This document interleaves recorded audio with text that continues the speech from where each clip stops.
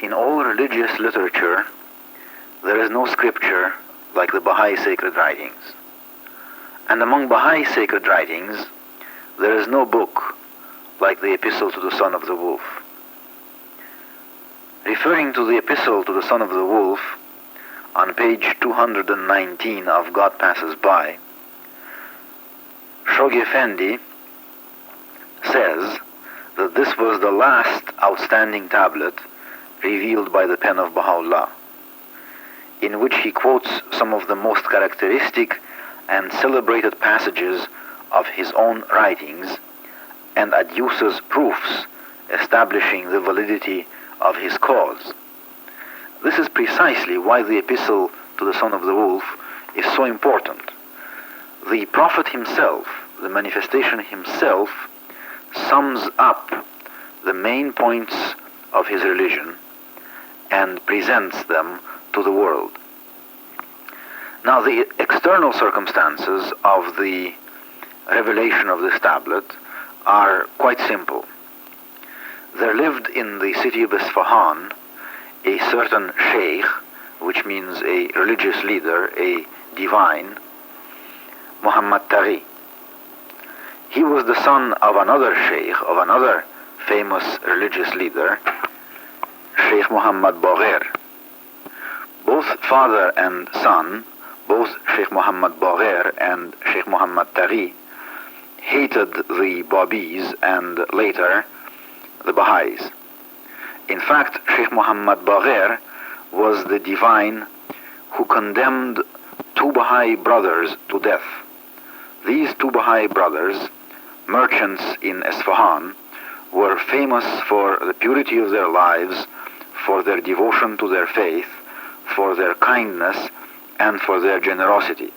However, Sheikh Muhammad Bagher found it possible to send them to their death. The two brothers are now known to us as the King of the Martyrs and the Beloved of the Martyrs. It was for perpetrating this martyrdom, for perpetrating this terrible murder of the two brothers, that Bahá'u'lláh named Sheikh Muhammad Bagher the Wolf, and therefore his son became known to the Baha'is as the Son of the Wolf, and was so addressed by Bahá'u'lláh in the tablet. The Son of the Wolf, Sheikh Muhammad Taghi, became one of the most prominent of Muslim clergymen, and throughout his life he continued to persecute the Baha'is. Of course, there is nothing unusual in Bahá'u'lláh addressing an enemy. Many of the tablets revealed by Bahá'u'lláh throughout his career, throughout his mission, were addressed precisely to the enemies of his person and of his faith. For instance, Nasr ad-Din Shah, the ruler of Persia, Abdul Hamid, the Sultan of Turkey. These were enemies, and they were all addressed by Bahá'u'lláh. However, even among the tablets of Bahá'u'lláh, this one is strikingly unusual. Let us take a closer look. As we read the Epistle to the Son of the Wolf, we should keep in mind the distinction between Baha'i scriptures and the scriptures of the great religions of the past. The Old Testament, for instance, or the New Testament, do not represent a verbatim record of the sayings of the prophets. The Old Testament and the New were written long after the facts that they describe. For instance, if you look into the New Testament, you will find the epistles of St. Peter. Now, these were not written by St. Peter. Most of them, in fact, were written by people who have never been properly identified. They represent, therefore, an oral tradition which was committed to writing many, many years after the events that are being described. In all religious literature before the Bahá'í Faith, there is only one holy book that is authentic, and that is the Quran. But even the Quran was not composed by Muhammad directly. The Prophet dictated, he spoke, his sayings were taken down, and then after his death, they were organized and shaped into a book by his disciples. The Baha'i scriptures, of course, are all authentic, and the Epistle to the Son of the Wolf is an example of this authenticity. Here we are dealing with a text which was composed and prepared by Baha'u'lláh himself. The Epistle to the Son of the Wolf was written about a year before Baha'u'llah's death.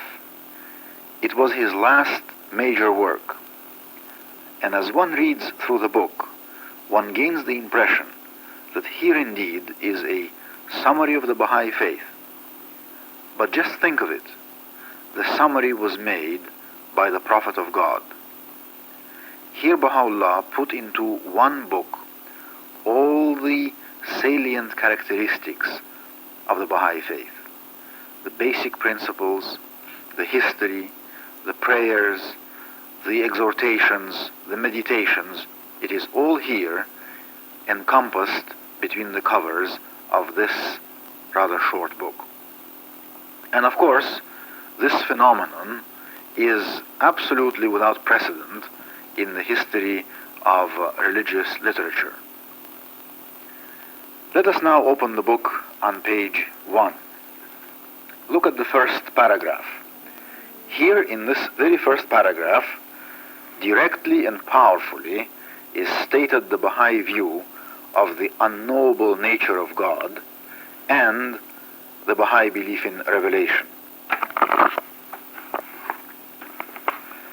Praise be to God, the eternal that perisheth not, the everlasting that declineth not, the self-subsisting that altereth not. He it is who is transcendent in his sovereignty, who is manifest through his signs, and is hidden through his mysteries. He it is at whose bidding the standard of the most exalted word hath been lifted up in the world of creation, and the banner of he doeth whatsoever he willeth raised amidst all peoples.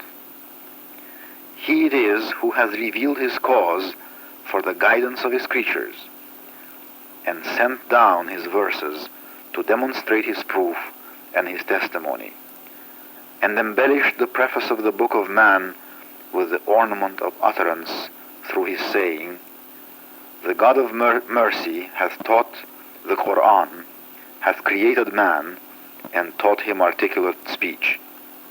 No God is there but him, the one, the peerless, the powerful, the mighty, the beneficent. The second paragraph, in a highly poetic form, gives us a glimpse of the nature of manifestation. And it is then in the third paragraph, in the middle of page 2, that Baha'u'lláh begins to address the Shaykh, the recipient of the epistle. Give ear, O distinguished divine, unto the voice of this wronged one. He verily counseleth thee for the sake of God. He in truth is the all-possessing, the exalted. Know thou that the ear of man hath been created, that it may hearken unto the divine voice on this day that hath been mentioned in all the books, scriptures, and tablets. Purify thou first thy soul with the waters of renunciation, and adorn thine head with the crown of the favor of God, and thy temple with the ornament of reliance upon him. Arise then, and with thy face set towards the most great house, the spot round which, as decreed by the eternal King, all that dwell on earth must circle, recite. And here at the beginning, at the top of page 3, is a long recitation which Baha'u'lláh recommends to Sheikh Muhammad Taghi. Now, read pages 3, 4, 5, 6, and 7 and 8. In fact, to the top of page 9, and as you read, you may just as well turn off your cassette recorder. Now that you have read this passage, doesn't it seem that Sheikh Muhammad Taghi somehow has become greater than himself, that he is an archetype, that he exemplifies the enemies of God, that he exemplifies those people who throughout history have rejected the messengers of God and their teachings. He has committed every sin. He has perpetrated every cruelty against God and against the faithful. And yet, God has not rejected him. Even Sheikh Muhammad Taghi, even the enemies, even those who commit the worst crimes are given a chance. Even he can receive God's love.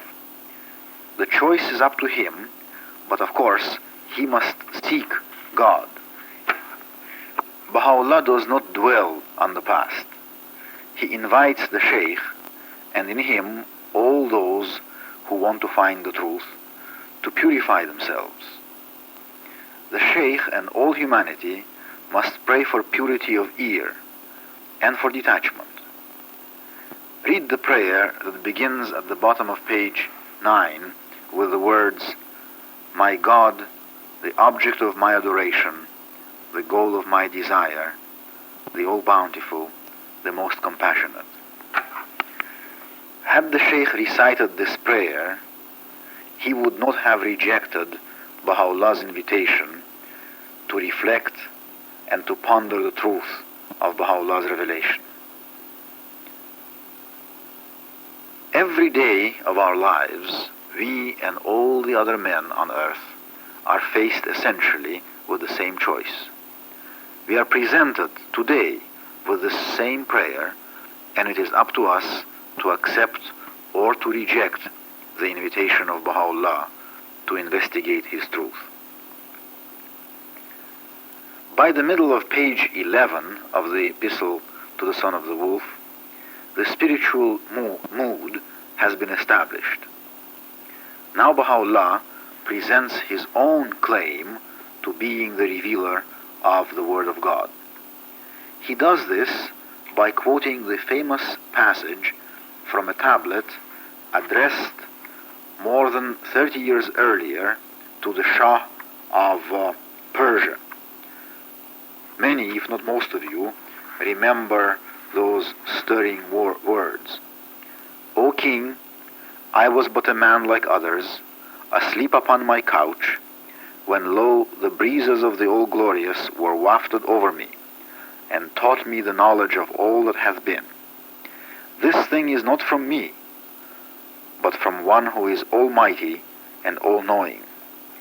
And he bade me lift up my voice between earth and heaven.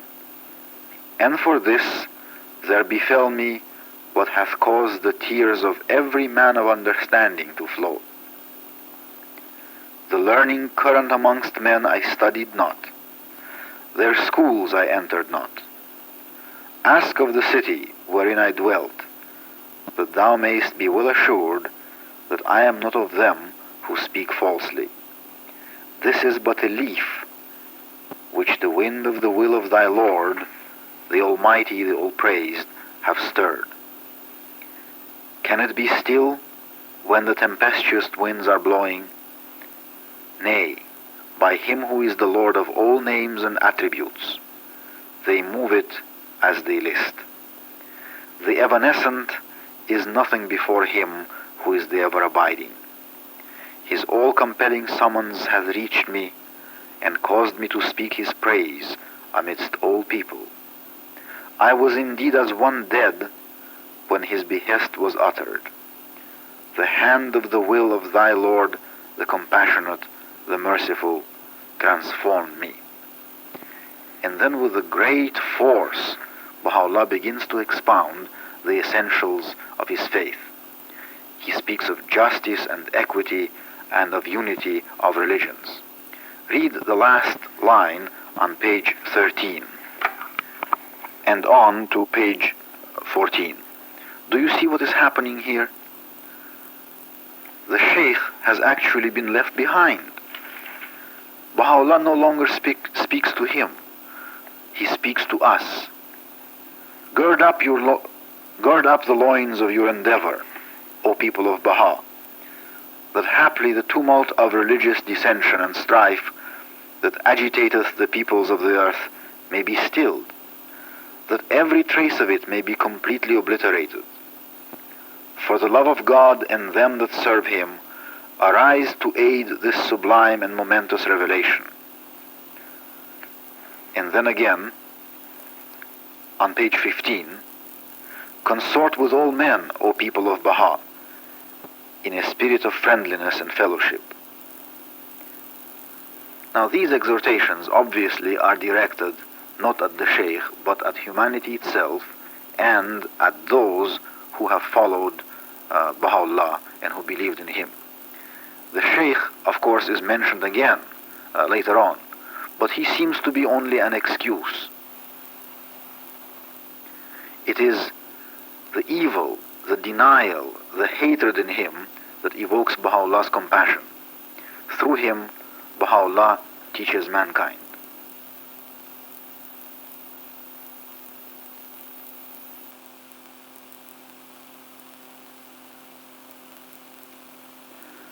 Now turn to the bottom of page 19. Baha'u'lláh here begins to recount some past events that perchance they may be the means of vindicating the cause of equity and justice.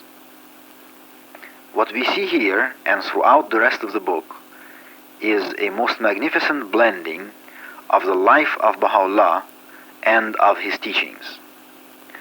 The sufferings of Baha'u'lláh have cosmic significance, for it is in his suffering that divine revelation bursts forth. On pages 21 and 22, you read the account of Baha'u'llah's experience in the black pit of Tehran, in the Siyah Chal. One night in a dream, these exalted words were heard on every side. Verily, we shall render thee victorious by thyself and by thy pen. Grieve thou not for that which hath befallen thee, neither be thou afraid, for thou art in safety. Ere long will God raise up the treasures of the earth, men who will aid thee through thyself and through thy name, wherewith God hath revived the hearts of such as have recognized him. Here you can see Baha'u'lláh recounts to us the first moments of his revelation. With the single exception of certain poetic and highly stylized passages in the Quran, this is, as far as I know, the only account of revelation by one who has experienced it.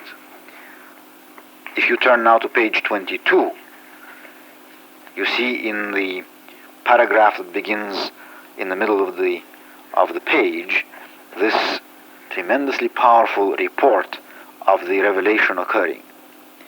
During the days I lay in the prison of Tehran, though the galling weight of the chains and the stench-filled air allowed me but little sleep, still in those infrequent moments of slumber I felt as if something flowed from the crown of my head over my breast, even as a mighty torrent that precipitateth itself upon the earth from the summit of a lofty mountain. Every limb of my body would, as a result, be set afire. At such moments, my tongue recited what no man could bear to hear. Starting with page 23, Baha'u'lláh returns to the principles of the faith. For instance, the first paragraph on page 23 is a quotation from some of his own previous writings. O ye friends of God in his cities and his loved ones in his lands, this wronged one enjoineth on you honesty and piety. Blessed the city that shineth by their light. Through them man is exalted, and the door of security is unlocked before the face of all creation. Happy the man that cleaveth fast unto them, and recognizes their virtue, and woe betide him that denieth their station. On pages 24 and 25, Baha'u'lláh prohibits violence, discord, and war. Beware lest ye shed the blood of anyone. Unsheathe the sword of your tongue from the scabbard of utterance, for therewith ye can conquer the citadels of men's hearts. We have abolished the law to wage holy war against each other. God's mercy has verily encompassed all created things, if ye do but understand. And again, in the next paragraph, O people, spread not disorder in the land, and shed not the blood of anyone, and consume not the substance of others wrongfully, neither follow every accursed prattler. On pages 26 and 27, Baha'u'lláh glorifies knowledge of sciences, arts, and crafts, all of which he ties to goodly deeds and to spiritual characteristics. Now we know today, of course, that science, that knowledge, are not necessarily tied with goodly deeds and spiritual characteristics. Indeed, today much of our knowledge is divorced from spiritual values, and this creates some of the most pressing and some of the greatest and the most dangerous problems that humanity confronts. For instance, the discovery of nuclear fission has led to the production of atomic bombs that now threaten the very survival of humanity. In the Bahá'í Faith, knowledge, expertise in the sciences, the capacity to produce art must always be tied with goodly deeds and spiritual characteristics. The fear of God, which in a certain sense is the same as the love of God. We fear to displease those whom we love, and if we love God, of course, if we love Him most, we will fear His displeasure more than anything else. Fear of God, then, is the only way in which society can prevent confusion and chaos. Here, the second paragraph on page 27 states, "The first word which the Abha pen has revealed and inscribed on the first leaf of paradise is this: Verily I say, the fear of God has ever been a sure defense and a safe stronghold for all the peoples of the world. It is the chief cause of the protection of mankind and the supreme instrument for its preservation. Indeed, there existeth in man a faculty which deterreth him from and guardeth him against whatsoever is unworthy and unseemly, and which is known as his sense of shame. This, however, is confined to but a few. All have not possessed and do not possess it.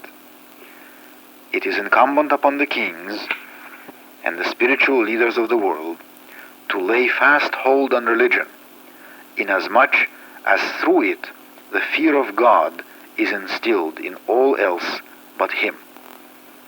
In other words, religion teaches man the love of God, which produces then, paradoxically, fear of God, the fear to displease Him whom we love most.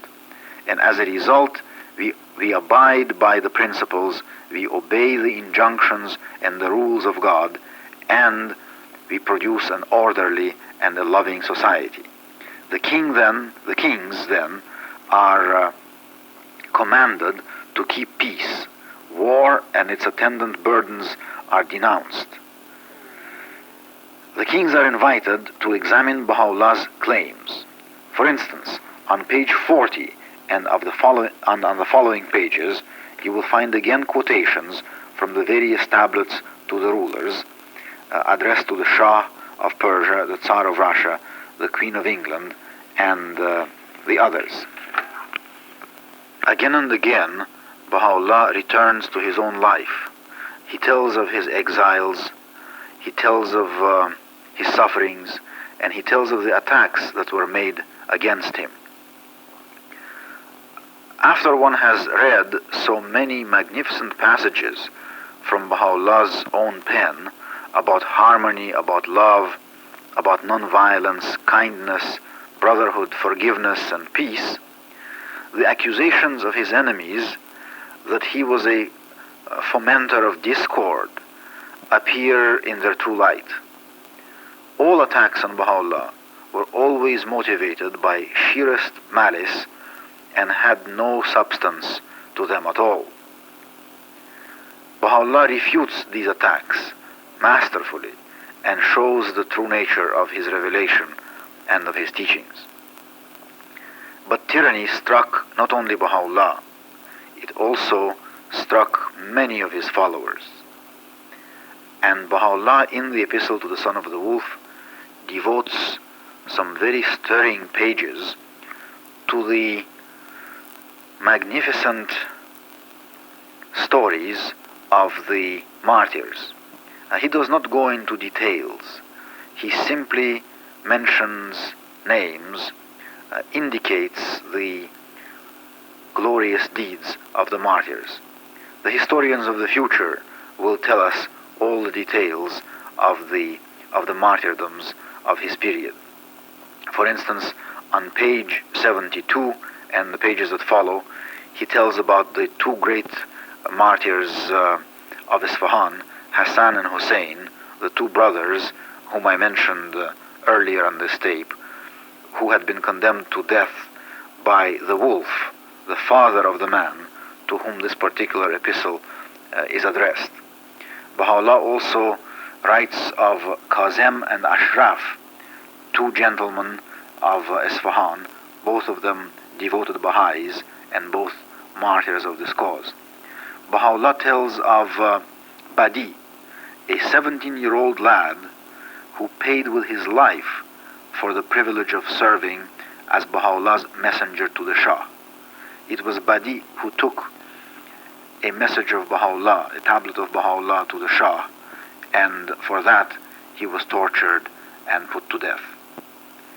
Baha'u'llah writes of Abu Basir and Sayyid Ashraf, an old man and a young man martyred together in the city of Zanjan. Baha'u'llah writes of Haji Muhammad Reza of Ishkhabad, another martyr whose death, whose martyrdom was celebrated throughout Khorasan and Central Asia in the closing years of the 19th century.